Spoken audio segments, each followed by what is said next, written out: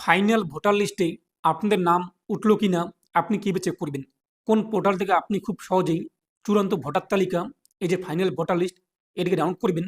তবে এখানে একটি বিষয়, ফাইনাল ভোটার লিস্টে আপনার নাম থাকলেই যে আপনার নাম চূড়ান্ত ভোটার তালিকা অর্থাৎ ফাইনাল ভোটার লিস্টে উঠে গিয়েছে তা কিন্তু না। ফাইনাল ভোটার লিস্টে ৩টি শ্রেণীতে নাম থাকবে। একটি হলো কিন্তু অ্যাপ্রুভ। যদি আপনার নামের পাশে অ্যাপ্রুভ লেখা থাকে তাহলে আপনার আর কোনো টেনশন নেই, আপনার নাম ফাইনাল ভোটার লিস্টে উঠে গিয়েছে। যদি আপনার নামের পাশে ডিলিট লেখা থাকে তাহলে আপনার নাম কিন্তু ফাইনাল ভোটার লিস্ট থেকে বাতিল হয়েছে। আর আপনাদের নামের পাশে যদি অ্যাডজুডিকেশন লেখা থাকে তাহলে সেই ভোটার কিন্তু বিচারাধীন প্রক্রিয়া রয়েছে। যে বিচারাধীন অবস্থায় রয়েছে বর্তমানে, সেখান থেকে যা ফলাফল আসবে তার ভিত্তিতে তার নাম কিন্তু ফাইনাল ভোটার লিস্টে চলে আসবে। বর্তমানে আপনি যদি হ্যারিং হয়ে থাকেন তাহলে আপনার নামের পাশে কিন্তু অ্যাডজুডিকেশন লেখা থাকবে, যদি না থাকে, যদি অ্যাপ্রুভ থাকে, তাহলে আপনার নাম কিন্তু ফাইনাল ভোটার লিস্টে উঠে গিয়েছে। তো রাজ্যে কিন্তু 7,66,00,000 ভোটার, যার মধ্যে এসিআর চলাকালীন মৃত ভোটার, শিফটেড ভোটার কিংবা যারা ডুপ্লিকেট ভোটার, এক ব্যক্তির একাধিক ভোটার কার্ড, এরকম ভোটার কিন্তু বাদ গিয়েছে 58 লক্ষ। বর্তমানে ভোটার রয়েছে কিন্তু 7,08,00,000। আর এই 7,08,00,000 ভোটারের নামই কিন্তু ফাইনাল ভোটার লিস্টে থাকবে। তবে 3টি শ্রেণীতে বিভক্ত থাকবে। কারণ নামের পাশে থাকবে অ্যাপ্রুভ, কারণ নামের পাশে থাকবে ডিলেট, কারণ নামের পাশে থাকবে কিন্তু অ্যাডজুডিকেশন। তো এখন আমরা দেখে নিচ্ছি যে আমাদের নামের পাশে কি থাকবে এবং আপনি কিভাবে ফাইনাল ভোটার লিস্ট ডাউনলোড করবেন, চলুন দেখে নিচ্ছি। আর আপনি যদি এখনো পর্যন্ত ভিডিওতে লাইক না করে দেখেন অবশ্যই লাইক করে দিন। আর পাশাপাশি চ্যানেল সাবস্ক্রাইব করে পাশের বেল ক্লিক করে নোটিফিকেশন রাখা রাখুন পরবর্তী ভিডিও সবাই পাওয়ার জন্য। আর আপনি যদি ভিডিওটি আমাদের ফেসবুক পেজ এমডি তিনশো এখানে দেখে থাকেন অবশ্যই ফেসবুক পেজটি ফলো করুন।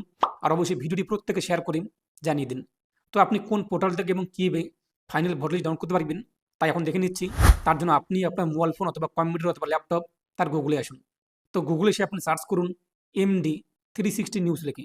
তো আপনি যখনই গুগলে সার্চ করবেন MD360 নিউজ লিখে প্রথমেই পেয়ে যাবেন MD360news.com, দেখতেই পাচ্ছেন। তো এনে আপনি ক্লিক করুন, ওয়েবসাইটটি আপনার সামনে চলে আসবে। তো এরপরে এই যে উপরে দেখতেই পাচ্ছেন সার্চ বার, এই সার্চে ক্লিক করুন। সার্চে ক্লিক করে আপনি সার্চ করুন 22 লিখে। তো 22 লিখে এই যে তীর চিহ্ন এখানে আপনি ক্লিক করুন। 22 লিখে আপনি যখনই সার্চ করবেন আপনার সামনে কিন্তু সার্চ রেজাল্ট চলে আসবে। তো দেখতেই পাচ্ছেন যে ফাইনাল ভোটার লিস্ট কোন পোর্টাল থেকে ডাউনলোড করতে পারবেন এবং কীভাবে, এখানে আপনি ক্লিক করুন। এরপর আপনার সামনে কিন্তু আর্টিকেলটি চলে আসবে।